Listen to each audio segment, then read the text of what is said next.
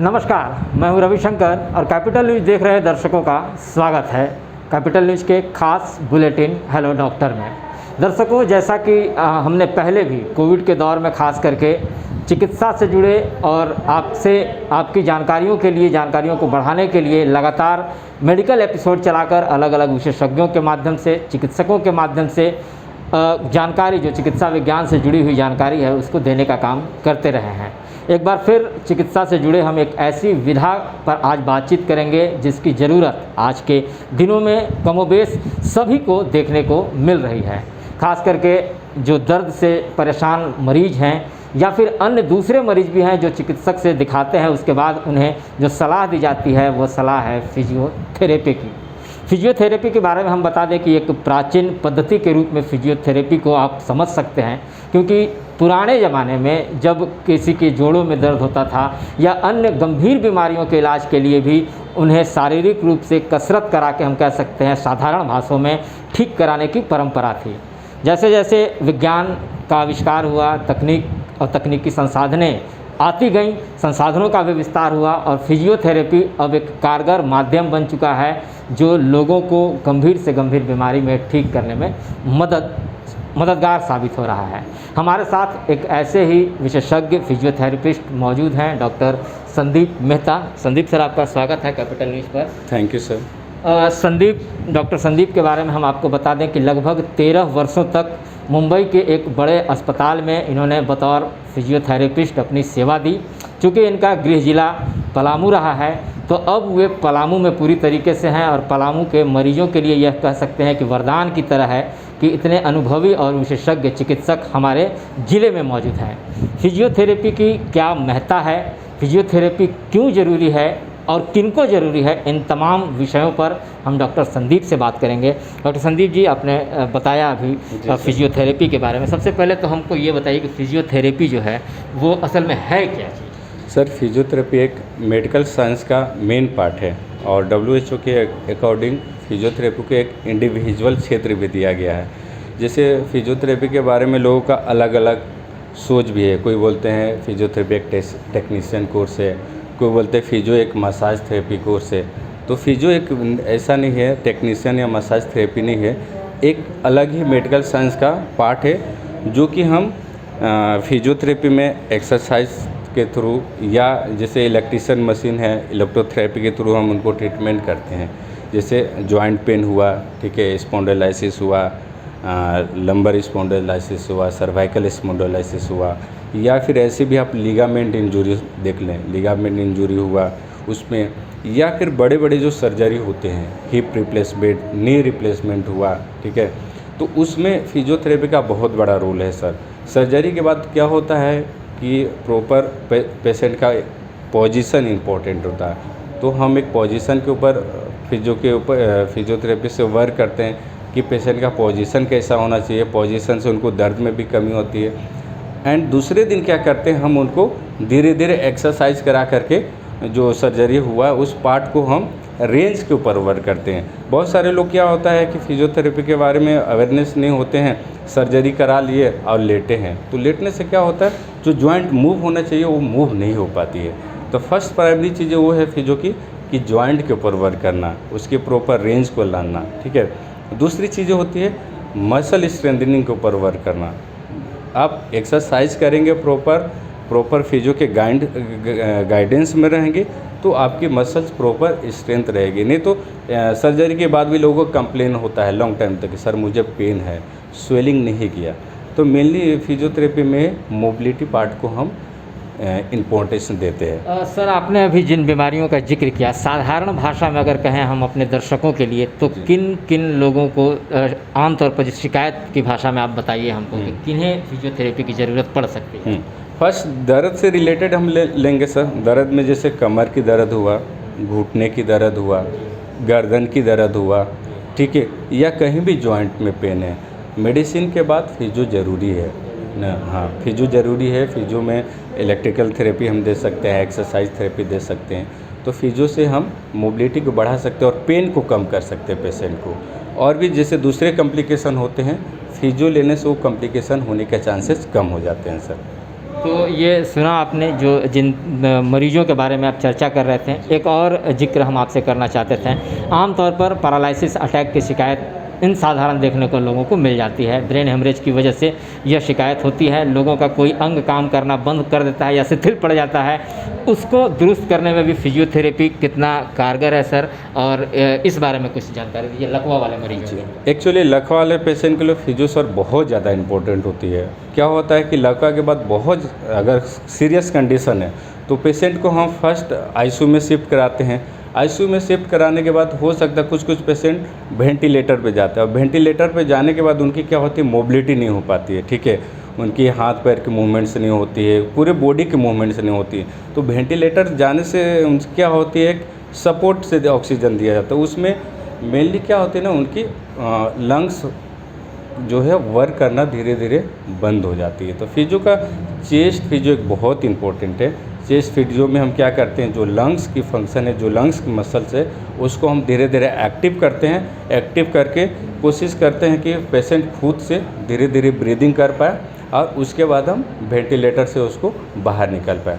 दूसरी चीज़ एक और होती है कि जब पेशेंट इनएक्टिव होती है तो उसकी मोबिलिटी नहीं होने से क्या होती है कि बेड सोर के चांसेस होते हैं। बड़े बड़े आप देखेंगे बैक साइड में घाव हो जाती है, पीठ में हो जाती है। तो फिजियो की एक और रोल है कि आप उसकी मोबिलिटी करके जो बेड सोर है, बेड सोर को हम लोग बचा सकते हैं सर।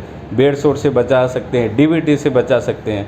और दूसरी चीज़ के पेशेंट को हम लोग फोकस करते हैं कि आप जल्दी जल्दी चलना स्टार्ट करो। तो हम एक्सरसाइज दे करके उनकी मसल्स के ऊपर वर्क करते हैं, ज़्यादा जॉइंट स्टिफ ना हो, उनकी बेड सोर ना हो, एंड लंग्स कोलैप्स ना हो। तो फिजियो का आईसीयू में भी बहुत बड़ा रोल है।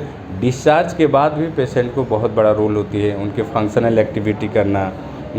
पेन से रिलेटेड होती है तो पेन को भी हम लोग कम करते हैं, स्वेलिंग को भी कम करते हैं, एंड स्ट्रेचिंग स्ट्रेंथनिंग के ऊपर वर्क करते हैं, जो कि धीरे धीरे पेशेंट अपने नॉर्मल लाइफ में एक्टिविटी करना स्टार्ट कर देता है सर।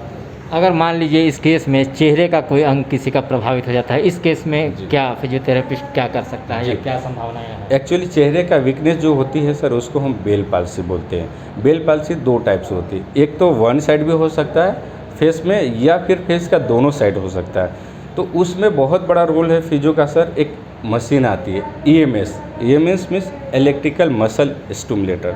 तो उस मशीन का रोल क्या है कि जो मसल्स वीक होते हैं या जो मसल इनएक्टिव होते हैं, उस मशीन को दे करके मसल को बोलते हैं री एजुकेशन कराना। जो मसल अपना फंक्शन भूल जाते हैं तो उस मसल से हम लोग पेशेंट का मसल को री एजुकेट कराते हैं और फिर से फंक्शन में लाते हैं।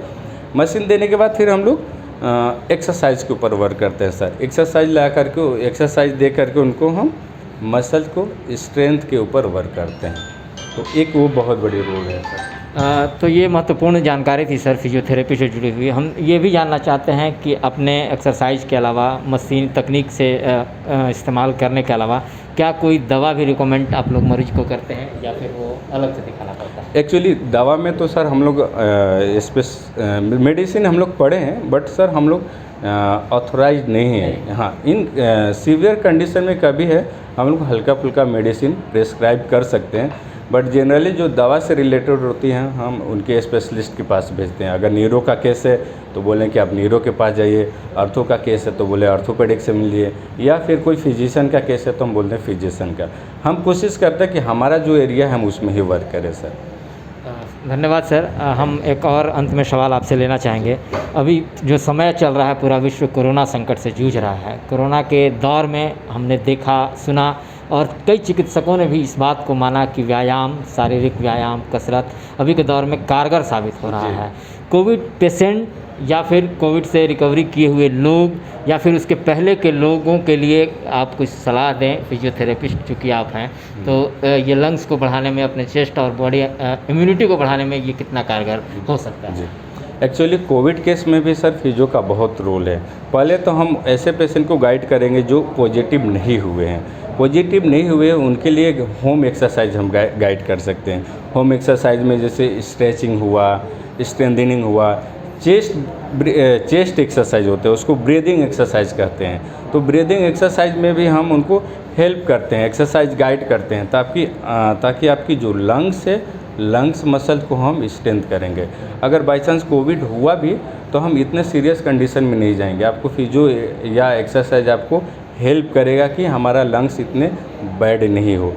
और जो पेशेंट कोविड पॉजिटिव हो गए उनके लिए भी सर आईसीयू में हमारा बहुत बड़ा रोल है। चेस्ट फिजियोथेरेपी, चेस्ट फिजियो में उनको हम पहले जैसे भी बताया था कि चेस्ट फिजियो दे करके उनको जो लंग्स मसल होते हैं, डायफ्राम मसल होते हैं या लंग्स मसल हैं, उनको हम एक्टिव करते हैं और स्ट्रेंथ करते हैं। तो जो पेशेंट ऑक्सीजन के ऊपर है या वाई पाइप के ऊपर है या वेंटिलेटर के ऊपर है, हम कोशिश करते हैं कि पेशेंट को मैकेनिकल जो सपोर्ट है, ऑक्सीजन का सपोर्ट है, उसे हम दूर करके हम उनको एक्टिव करके खुद से उपृत कर पाएँ।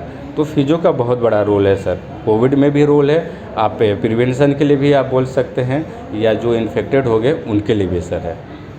धन्यवाद सर। हम बात कर रहे थे फिजियोथेरेपिस्ट डॉक्टर संदीप मेहता से। हम आपको बता दें कि डॉक्टर संदीप इन दिनों जेलहाता में वंजा आरोग्य केंद्र, जहाँ डॉक्टर अरुण शुक्ला का क्लिनिक है, वहीं पर अपनी सेवा दे रहे हैं फ़िलहाल। आमतौर पर हम किसी बीमारी से ग्रसित होते हैं, चिकित्सक के पास जाते हैं, चिकित्सक अपना दवा करने के साथ हमें सलाह देता है फिजियोथेरेपी करने के लिए, तो लोग ये चिंता में पड़ जाते हैं कहाँ जाएं, किन के पास जाएं। तो इस खबर के माध्यम से हम आपको यह भी बताना चाहते हैं दर्शकों को कि फिजियोथेरेपिस्ट डॉक्टर संदीप मेहता हमारे शहर में उपलब्ध हैं। जेलहाता में वंजा आरोग्य केंद्र में ये बैठ रहे हैं, अपनी सेवा दे रहे हैं सुबह 10 बजे से लेकर 4 बजे तक। कभी भी अगर आपको इस प्रकार से जुड़े किसी शिकायत है तो आप आकर मिल सकते हैं, सलाह ले सकते हैं। तो ये महत्वपूर्ण जानकारी थी सर। सर हम अगर जानना चाहें कि बच्चों के केस में और अगर स्पोर्ट्स खेलने वाले लोगों को भी कई प्रकार की इस तरीके से जोड़ संबंधित शिकायत होती है, तो इस केस में फिजियोथेरेपी का क्या महत्व है, क्या रोल है, इस बारे में बताइए। जी, एक्चुअली स्पोर्ट्स में भी सर फिजियो का बहुत बड़ा रोल है। स्पोर्ट्स में लोग पहले फील्ड से जाने से पहले आप देखे होंगे, खासकर फुटबॉलर्स को या जो क्रिकेट खेलते हैं, कि वो फील्ड पे जाने से पहले फिजियो का रोल लेते हैं, सपोर्ट लेते हैं। उसमें फिजियो का रोल क्या है, फर्स्ट पे जो प्लेयर्स होते हैं उनको हम स्ट्रेचिंग वगैरह बताते हैं। स्ट्रेचिंग देने से क्या होती है कि जो फील्ड पे वो परफॉर्मेंस करते हैं उसमें उनको इंजरी होने का चांस कम हो जाती है सर। आफ्टर इंजरी भी हमारा एक बहुत बड़ा रोल है। जैसे कोई लिगामेंट इंजरी हुआ या स्प्रेन हुआ, अगर क्रिकेटर को खेलना है या फुटबॉलर को खेलना है, तो उसमें हमारा रोल क्या होती है, जो स्वेलिंग होती है, स्वेलिंग को कम करना है। स्वेलिंग को कम करने के लिए हम आइस पैक अप्लाई करते हैं। जैसे एक अल्ट्रासाउंड मशीन है, हम अल्ट्रासाउंड मशीन भी दे सकते हैं। और ज़्यादा अगर पेशेंट को खिलाड़ी को प्रॉब्लम है, अगर वो मूवमेंट्स वगैरह नहीं कर पाता है, तो एक हमारे वो टेपिंग होती है सर, काइनेजो टेप। तो इसको हम काइनेजो टेप से क्या करते हैं, जो जहाँ पे प्लेयर्स को इंजरी है उसको हम लॉक कर देते हैं, ताकि वो खुद से परफॉर्मेंस कर पाए, खेलने के दौरान उसको कुछ प्रॉब्लम ना हो सके। अब हम सर पेडियाट्रिक की बात करेंगे सर। पेडियाट्रिक केस में भी सर बहुत सारे जैसे बच्चे को इंजरी होती है, जिसको सीपी बोलते हैं, सेरिबेलम बेल पाल्सी। एक्चुअली हाँ, सेरिबेलम बेल पाल्सी ना एक्चुअली सर माँ जब उनकी प्रेग्नेंट होती है, प्रेगनेंसी में हो सकती है, इन्फेक्शन के टाइम, या फिर बर्थ के टाइम भी उनको बर्थ इंजरी हो जाती है। तो उसमें भी बच्चे को ना मेनली क्या होती है, न्यूरोलॉजिकल प्रॉब्लम होता है। बच्चे खुद से अपने को बैलेंस नहीं कर पाते हैं, या कोई भी चीज़ें आप बोले तो उनको कमांड नहीं कर पाएंगे। तो उसमें फिजियो का क्या रोल है, हम मसल्स के ऊपर भी वर्क करते हैं, और एक एनडीटी होती है, न्यूरो डेवलपमेंट टेक्निक। तो हम ब्रेन को भी उनको धीरे धीरे एक्टिव करते हैं, और ब्रेन को एक्टिव करते हैं, और फिर मसल्स को एक्टिव करके हम धीरे धीरे उनको डेली की एक्टिविटी में लाने का कोशिश करते हैं। तो ये इम्पोर्टेंट एरिया है सर पेडियाट्रिक केस में और स्पोर्ट्स में सर। धन्यवाद सर। आपने फिजियोथेरेपी से जुड़ी हुई बहुत ही महत्वपूर्ण जानकारी दी। और हम अपने दर्शकों को बता दें कि आमतौर पर हम किसी बीमारी को लेकर जब चिकित्सकों के पास जाते हैं, तो चिकित्सक अपनी दवा देने के बाद यह हमें सलाह देते हैं कि फिजियोथेरेपिस्ट से मिलिए, या फिजियोथेरेपी की आपको ज़रूरत है। ऐसे में आपको हम बता दें कि जेलहाता स्थित जो वंजा आरोग्य केंद्र है, orthopaedic surgeon doctor Arun Shukla के क्लिनिक में डॉक्टर संदीप अपनी सेवा दे रहे हैं। आप यहाँ आ सकते हैं और इनसे संपर्क कर सकते हैं। नमस्कार।